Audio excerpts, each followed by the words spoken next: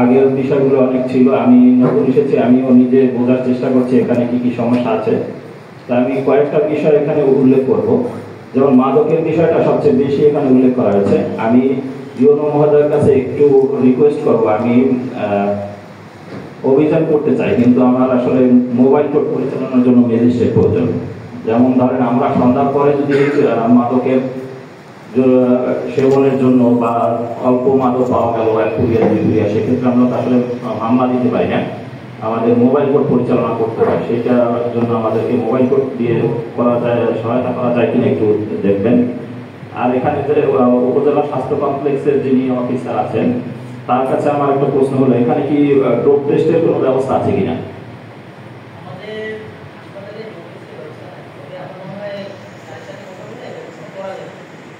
এইটা একটু করলে পরে সবচেয়ে সুবিধা হবে, কারণ এই যে যারা সেবন করে তাদেরকে ধরে আসলে ব্যবস্থা নেওয়া একটু কঠিন। যদি আপনার, আমি বরগুনায় থাকা অবস্থায় অনেককে এভাবে ধরে ডোপ টেস্ট করে সাথে সাথে ইনস্ট্যান্ট ব্যবস্থা নিয়েছে এবং মামলা নিয়ে চালান দিলে কমপক্ষে 3 মাস আটক থাকে এবং তাদের 1 সপ্তাহের মধ্যে বিচার কার্য শুরু হয়ে বিচার হয়ে যায়। হ্যাঁ,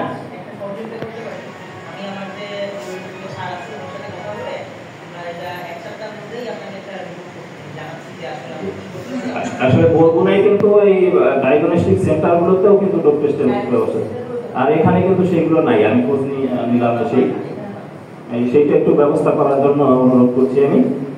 আর আরেকটা বিষয়, এখানে বাজারগুলোতে কিন্তু সিসি ক্যামেরা অনেক বাজারই আছে, কিন্তু ক্যামেরাগুলো অচল। আমি অনুমোদনকে একটু অনুরোধ করবো, এগুলো যদি আপনাদের উপজেলা প্রশাসনের উদ্যোগে কোনোভাবে ঠিক করা যায়, তাহলে আসলে এই যে সিসকে চোর যাদের কথা বলছেন, এগুলো কিন্তু থেকে তাদের কারাই কাজ করে সেগুলো কিন্তু বের করা যাবে। আমি নিজ উদ্যোগে এসে আপনার এই মাছবাজার এলাকায় কিছু ক্যামেরা আছে যেগুলো নষ্ট ছিল, আমি ঠিক করেছি, কিন্তু দুঃখের বিষয় ঠিক করার পর দিনই আবার তারা যেন এটা কেটে দিয়েছে।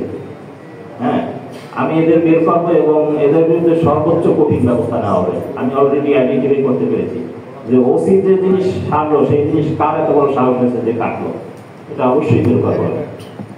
হ্যাঁ, তো আমাদের কাছে রিকোয়েস্ট যাতে এই ক্যামেরাগুলোর বিষয় একটু দেখেন। আর জুয়ার বিষয় বলেছেন, আমি এটা দেখবো। আর ওই প্রতিটা ব্যক্তির যে বিষয়গুলো এটাও বলছেন, আমি গতকালকে একটা অলরেডি ধরে এখানে আমি শুনতে পেরেছিলাম যে এক মহিলা এখানে 17-18 বছর যাবত এই ব্যবসা করে আসছে। আমি কালকে ধরে কিন্তু তার বিরুদ্ধে মানব পাচার আইনে মামলা নিয়েছি এবং এটা কিন্তু মাত্র শুরু, এবং সামনে এ ধরনের কোনো হোটেল কিন্তু কেউ রেহাই পাবে না, সব ব্যবস্থা নেওয়া হবে আস্তে আস্তে, এটা দেখতে পাবেন। আর একটা বিষয়, সাংবাদিক ভাই অভিযোগ করেছেন যে ঘর ভাঙা এখন লুটপাটের একটা বিষয়। ভাই, আপনি কিছু মনে করেন না? আপনি কি এলাকায় গিয়ে বিষয়টা খোঁজ নিয়েছিলেন? আচ্ছা, এই যে কথা, ঠিক আছে, আমি বুঝতে পারছি। এটা আপনার উচিত ছিল এলাকায় গিয়ে খোঁজ নিয়ে একটা উপস্থাপন করা। এটা হলো একটা মুরগির ঘর যেটা ভাঙছে, মুরগির ঘর। তাও একদিন আগে রাতের অন্ধকারে উঠেছে, যেখানে একটা দেওয়ানি মামলা চলমান আছে, যেখানে মামলা চলমান আছে, বিবাদ আছে, বিরোধ চলমান আছে, সেখানে রাতের অন্ধকারে একটা মুরগির ঘর উঠেছে এবং সেই ঘরটা আবার আরেক দল ভেঙে ফেলছে, হয়তো বুঝতে পারে। এখন কার কি অপরাধ আছে আপনি নিজে বলেন? বিরোধপূর্ণ জায়গায় কি ঘরটা উঠানো ঠিক হয়েছে আগে? তাহলে লুটপাটের প্রশ্ন আসলো কিভাবে এখানে? এইটা আমরা দেখলাম, আমরা ফেসবুকে আপনারা প্রচার করছেন দালাল ভাবে। এই একটা বিষয়। আর একটা বিষয়, অটো চুরির বিষয় বলছেন। আচ্ছা, এই অটোটা সাংবাদিক ভাই আমি একটু পড়ে শোনাই উনি কিভাবে ফেসবুকে নিউজটা করেছেন। আমতলীতে দিনে দুপুরে সিএনজি চুরি, অভিযোগ পাওয়া গেছে জনৈক হানিফ মিস্ত্রির বিরুদ্ধে। এখানে সিএনজি কখন চুরি হয়েছে তার বর্ণনা সহ সবকিছু এখানে আছে।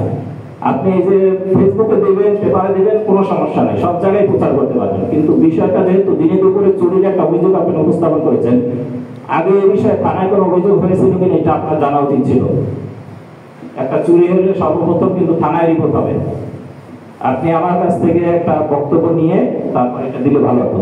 এখন বলি, এই অটোটা কি হয়েছে, মানে এটা হলো অবৈধ একটা সিএনজি হয়, আমি আটক করে এর বিরুদ্ধে মামলা দিয়েছি, প্রসিকিউশন, এবং এই অটোটা আমার থানায় আছে। এটা কোনো ধরনের চুরি হয়নি। ঠিক আছে? আর এর পিছে কি ঘটনা আছে সেটা আপনি লেখেন, সমস্যা নেই। এই হলো ঘটনা। তো যে কোনো বিষয় আপনি পেপার পত্রিকায় অনলাইনে কোথাও করেন, কোনো সমস্যা নেই, কিন্তু একটু আগে যাচাই করে নেবেন। আর একটা বিষয় হচ্ছে ভাই, জিডির বিষয় বললেন, জিডি ওই যে আপনাকে হুমকি দিয়েছে, তো হুমকির ক্ষেত্রে পুলিশের করণীয় কতটুকু সেটা আগে বুঝতে হবে। কাউকে হুমকি দিলে কিন্তু গ্রেফতার করে আনা যায় না, অবশ্যই কোর্টের একটা পারমিশন নিয়ে সঠিক পদ্ধতিতে তদন্ত রিপোর্ট দিতে হবে। হ্যাঁ, তো আপনাকে হুমকি দিয়েছে, আমি সাথে সাথে আপনি বলার সাথে সাথে আমি এটা জিডি নিয়েছি এবং আদালতের অনুমতি নিয়ে এটা ব্যবস্থা নেওয়া হবে। আর এই বিষয়গুলো, আর মোটরসাইকেলে যে শব্দ করে এটা ট্রাফিকের বিষয়, আমি তাদের সাথে কথা বলবো। আর একটা বিষয়, রাজনৈতিক দলগুলোর মধ্যে আসলে গ্রুপিং থাকতেই পারে, বড় দলের মধ্যে গ্রুপিং থাকবে, এটাই নিয়ম, এটা কোনো ই না। কিন্তু এই গ্রুপিং এর কারণে যদি আইন শৃঙ্খলা কোনোভাবে ভঙ্গ হয় এবং কোনো দলীয় পদ পদবি ব্যবহার করে যদি কোনো ধরনের দখলবাজি আর চাঁদাবাজি করায়, তাহলে আমি কিন্তু ছাড় দেবো না, একদম সোজা কথা। এটা প্রথম দিন আমি যখন এসে জয়েন করেছি, আমাদের নেভির কন্টিনজেন্টের একটা ভালো কাজ করেছে, দুজনকে গ্রেপ্তার করে আমাদের কাছে হস্তান্তর হয়েছিল এবং এটা কিন্তু সবচেয়ে কঠিন ধারায় মামলা নেওয়া হয়েছে এবং এই মামলায় সাজা হবে, তাতে কোনো রক্ষা নেই। হ্যাঁ, তা আমি সামনেও বললাম, আপনাদের মধ্যে দলীয় বিভেদ থাকতে পারে, সেটা আপনাদের মধ্যে থাকবে, কিন্তু এইটার কারণে যে আইন শৃঙ্খলা ভঙ্গ হবে, এর ক্ষেত্রে কোনোভাবে ছাড় দেওয়া হবে না। আর একটা বিষয়, এই যে মব কালচার, এটা অন্তত এখানে হতে দেওয়া হবে না কোনোভাবে, আমি আগেই বললাম। আর আমার পুলিশ যদি কোনো জায়গায় কাজ করতে গিয়ে বাধাগ্রস্ত হয়, তাহলে সেক্ষেত্রে আমি সর্বোচ্চ কঠোর হব, একটু বললাম আগেই। পুলিশ কোনো জায়গায় গিয়ে কাজ না করে ফেরত আসবে না। এখন আপনারা আরেকটা বিষয় বলছেন যে আমার আচরণের কথা, আমি যে এখন যে কথাগুলো বললাম এগুলো তো অনেকের কাছে খারাপ লাগবে না, খারাপ লাগছে, তো তাদের কাছে তো আচরণ খারাপই হবে। হ্যাঁ, কারণ আমি সোজা সাপটা কথা বলতে পছন্দ করি। আমি এমন যে জায়গায় যাই, আমার কাঁধের উপর কাউকে উঠে বসতে দেই না, আমি কোনো জায়গায়, আমি যে জায়গায় যাই সে জায়গায় আমি নিজেই ডোমিনেট করি, এইটাই নিয়ম। ঠিক আছে? তো সেই ক্ষেত্রে আচরণ খারাপ মনেই হতে পারে, কারণ আমার কাছ থেকে আপনি আইসা অবৈধভাবে একটা সুবিধা নেওয়ার চেষ্টা করবেন আর ভালো আচরণ আশা করে যাবেন, সেটা কোনোভাবে হবে না। আপনি আসুন, তদবির করবেন, আমি যদি মনে করি যে ঠিক আছে এটা সঠিক তদবির, সমস্যা নেই, সাহায্য করবো। কিন্তু আপনি আসবেন চোর ছাড়াই নিতে, হ্যাঁ, আর আমি সেটা ছাড়িয়ে দেবো আর না ছাড়লে আমার আচরণ খারাপ হবে, সেটা কিন্তু হবে না। হ্যাঁ, এগুলো আসলে দেখতে হবে। তো আজকে অনেক বিষয় বলে ফেললাম, সামনে আসলে কাজের মাধ্যমে দেখা যাবে। আর আমি আমার মতোই কাজ করবো, যে যা বলে বলুক, আমি দীর্ঘদিন কোনো জায়গায় চাকরি করতে চাই না, এটাই নিয়ম। ওই যে বরগুনা সদরে মাত্র 11 মাস চাকরি করে আসছি, ওই এখানেও আমি আবার যতদিন রাখছে চাকরি, অতদিনই চাকরি করে যাবো। ঠিক আছে? তাতে কে কি বললো বা কি হইলো, ওইভাবে ওইটা আমি কিছুই মনে করি না। ধন্যবাদ সবাই।